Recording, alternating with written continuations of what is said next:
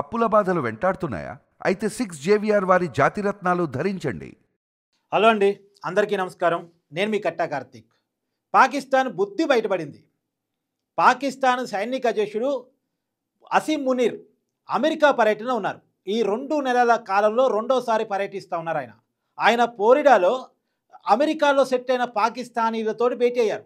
ఆ భేటీలో చాలా కీలకమైన వ్యాఖ్యలు చేశారు. పాకిస్తాన్ నాశనమయ్యే కాడికొస్తే సగం ప్రపంచాన్ని నాశనం చేస్తామని మాట్లాడారు. భారతదేశం మీద అణుయుద్ధానికి రెడీ అంటూ పగలబాలు పలికాడు. భారతదేశం మీద అణుబాంబులు వేస్తాడంట. పాకిస్తాన్ అణ్వాయుధ కెపాసిటీ ఉన్న దేశం అంట. పాకిస్తాన్ నాశనం అయ్యే కాడికి వస్తే సగం ప్రపంచాన్ని మింగేసి నాశనం అయిద్దంట. సింధు నది మీద భారతదేశం ఏమన్నా ప్రాజెక్టు కనుక కడితే 10 క్షిపణులతోటి వాటిని బద్దలు కొట్టేస్తారంటే అసీం మునీర్. నిజానికి భారతదేశం మీద కవ్వింపు చర్యలకు పాల్పడేలా మాట్లాడాడు. నిజానికి ఇది పాకిస్తాన్లో మాట్లాడుంటే వేరు, కానీ అమెరికా గడ్డమై నుంచి మాట్లాడాడు. అణువాయుధాలను వ్యతిరేకిస్తుంటుంది కదా అమెరికా. అణువాయుధాల పేరు చెప్పి ఇరాన్ మీద దాడి చేసింది కదా అమెరికా. మరి ఈ వ్యాఖ్యలు చేసిన అసీం మునీర్ని అమెరికా ఎందుకు అదుపులో తీసుకోలేదు? అమెరికా గడ్డ మీద నుంచి యుద్ధాన్ని కవ్వించేలా అసీం మునీర్ ఇలా మాట్లాడితే ట్రంప్ ఎందుకు నోరు మెదపడం లేదు? ఇంత సపోర్ట్ ఇస్తున్నారా పాకిస్తాన్కి? మేము పాకిస్తాన్ పక్షమైన అమెరికా చెప్పదలుచుకుందా? మేము పాకిస్తాన్తో వ్యాపారాలు చేసుకుంటాను కాబట్టి, నేను పాకిస్తాన్తో స్నేహ సంబంధాలు మెయింటైన్ చేస్తాను కాబట్టి అసీం మునీర్ నా స్నేహితుడే అని చెప్పదలుచుకున్నారే ట్రంప్. నిజానికి ఒక తీవ్రవాదిలో మాట్లాడాడు. అతను ఒక దేశ సైనిక అధ్యక్షులా మాట్లాడలే. ఒక వేరే దేశం మీద గడ్డ మీద నుంచి ఒక దేశానికి ఇలా వార్నింగ్స్ ఇవ్వటం ఇదే ప్రపంచ చరిత్రలో మొదటిసారి. ఎవరైనా వాళ్ళ దేశం నుంచి వార్నింగ్స్ పంపిస్తూ ఉంటారు, కానీ వేరే దేశం వెళ్ళి ఆ దేశం గడ్డ మీద నుంచి మన దేశం లాంటి దేశానికి వార్నింగ్స్ ఇవ్వటం అంటే దీన్ని ఏ రకంగా అర్థం తీసుకోవాలి? అంటే అసీం మునీర్ వక్కరబుద్ద, అమెరికా చేతగానితనమా, ట్రంప్ మెతక వైఖరా? మొత్తానికి అసీం మునీర్ చేసిన వ్యాఖ్యల మీద చాలా విమర్శలు వ్యక్తం అవుతూ ఉన్నాయి. ఇలా ప్రపంచంలో మేధావులందరూ కూడా దీని మీద స్పందిస్తూ ఉన్నారు.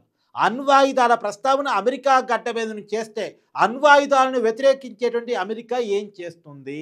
ఇది చాలామంది రేట్ చేసే ప్రశ్న, చాలా వ్యాలిడ్ ప్రశ్న. నిజానికి ఈ పాకిస్తాన్ మనతో యుద్ధాన్ని స్టార్ట్ చేసి ఎన్ని రోజులు నిలవగలిగింది? పట్టుమని 4 రోజులు నిలవగలిగిందా? కాళ్ళ బేరానికి వచ్చింది కదా. ఈ రోజుకి పాకిస్తాన్కి సంబంధించిన 9 ఎయిర్ బేసులు పూర్తిగా ఐసీయూలో ఉన్నాయి. మనం S-400 ద్వారా పాకిస్తాన్కి సంబంధించిన 5 యుద్ధ విమానాలని గాల్లోనే పేల్చేశాం. పాకిస్తాన్ F-16 విమానాలని, ఇదే అమెరికా యుద్ధ విమానాన్ని మన మీద ప్రయోగించింది, కానీ గాల్లోనే పేల్చేశాం. చైనాకు సంబంధించిన యుద్ధ విమానాన్ని మన మీద ప్రయోగించింది, గాల్లోనే పేల్చేశాం. S-400ని మనం ఎదుర్కోలేమని చెప్పేసి కాళ్ళ బేరానికి వచ్చింది పాకిస్తాన్. మన యుద్ధ విమానం పాకిస్తాన్లోకి వెళ్ళి వాళ్ళ ఎయిర్ బేస్ని ధ్వంసం చేయగలిగింది, కానీ వాళ్ళ యుద్ధ విమానం ఒక్కటైనా మన దేశానికి రాగలిగిందా? అది మన కెపాసిటీ. మన కెపాసిటీ చూసి పాకిస్తాన్ భయపడిపోయింది. కరాచీ సీపోర్ట్ని మన INS విక్రాంత్ పూర్తిగా వాళ్ళ దేశంలోకి, వాళ్ళ భూభాగంలోకి వెళ్ళి ధ్వంసం చేసేసింది. కరాచీ సీపోర్ట్లో ధ్వంసం అవుతూ ఉంటే ఆ సౌండ్లు విని సగటు పాకిస్తానీలు భయపడ్డారంట. వాళ్ళ దేశం వాళ్ళ ప్రజలు చెప్పుకున్నటువంటి మాటలు, వాళ్ళ మీడియాలో ప్రచురితమైన వార్తలు నేను చెప్తా ఉన్నాను. ఆ రకంగా పాకిస్తాన్ ధ్వంసమైపోతే ఇంకా పాకిస్తాన్ ఏం చూసుకొని ప్రగల్భాలు పలుకుతుంది? ఈ అమెరికాని చూసుకోనా? అమెరికా ఇస్తున్న IMF అప్పుని చూసుకోనా? లేదు ట్రంప్ని చూసుకోనా?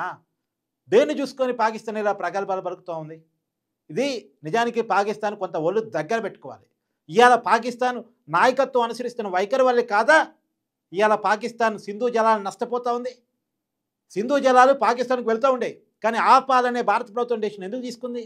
పాకిస్తాన్ పాలకుల వైఖరి వల్లే కాదా? పాకిస్తాన్తో దౌత్య సంబంధాలు పెంచుకోవాలని భారతదేశం ఎందుకు అనుకుంది? పాకిస్తాన్ పాలకులు అవలంబిస్తున్న విధానాల వల్ల కదా టెర్రరిస్టులు పెంచి పోషించి భారతదేశం మీద కుదిరి దొంగచాటు చర్యలతో చంకలు కొట్టుకునే పాకిస్తాన్కి గట్టి బుద్ధి చెప్పింది భారతదేశం. ఒక కాశ్మీర్లో ఉగ్రదాడి చేస్తే ఆ ఉగ్రవాదుల్ని ఏరి చంపడం మాత్రమే కాదు, ఉగ్రవాదులకు శిక్షణ ఇచ్చేటువంటి పాకిస్తాన్లో ఉన్నటువంటి 4 శిబిరాలు, POKలో ఉన్న 5 శిబిరాలు, 9 శిబిరాలని ధ్వంసం చేసాం మనం. ఆ తీవ్రవాదుల కుటుంబాలు కూడా ధ్వంసం అయిపోయినాయి. వాటిలో ఎక్కడెక్కడైతే తీవ్రవాదులు దాక్కున్నారో, శిక్షణ తీసుకున్నారో, రక్షణ పొందుతున్నారో వాటిని గుర్తించే ధ్వంసం చేసింది భారతదేశం. అది భారతదేశం యొక్క కెపాసిటీ. పాకిస్తాన్ భూభాగంలోకి వెళ్ళి పాకిస్తాన్ రాడార్ సిస్టమ్ గుర్తించకుండా మనం వాటిని ధ్వంసం చేసి వచ్చాం. మనం వెళ్ళాం, ధ్వంసం చేసాం, మళ్ళీ వెనక్కి వచ్చాం. పాకిస్తాన్ పట్టుకోలేకపోయింది, పాకిస్తాన్ ఆపలేకపోయింది. మళ్ళీ పైగా ఏడుపులు పెడబొబ్బులు. ఇది పాకిస్తాన్ సిచ్యువేషన్. రియల్ సిచ్యువేషన్ ఇలా ఉంటే పాకిస్తాన్ మళ్ళీ ప్రగల్భాలు పలుకుతూ ఉంది. నిజానికి పాకిస్తాన్లో ఉన్న అణ్వాయుధ కేంద్రాల మీద కూడా భారత్ దాడి చేయాలనుకుంది, కానీ కొద్దిగా మానవత్వ కోణంలో వెనక తగ్గింది.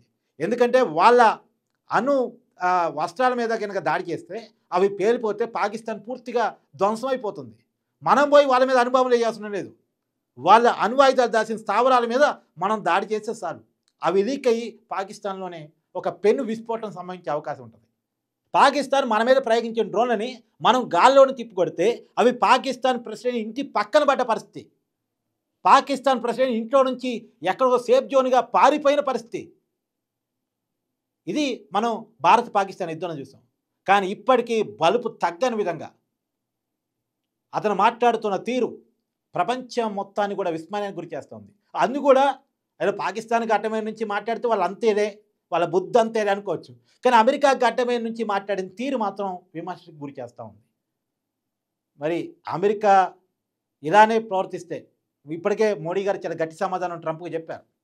ఇక రాబోయే కాలంలో భారత్ అమెరికా సంబంధాలు పూర్తిగా చెడిపోయేటువంటి అవకాశం కూడా ఉంటుంది ట్రంప్ ఇలానే బిహేవ్ చేస్తే. ట్రంప్ విధానాల మీద ఆ దేశంలో నిరసన వ్యక్తం అవుతున్న వేళ ఇలా ట్రంప్ ప్రపంచానికి ఏ సమాధానం చెప్తారనేది కూడా చూడాల్సిన పరిస్థితి కనపడుతూ ఉంది. Thank you.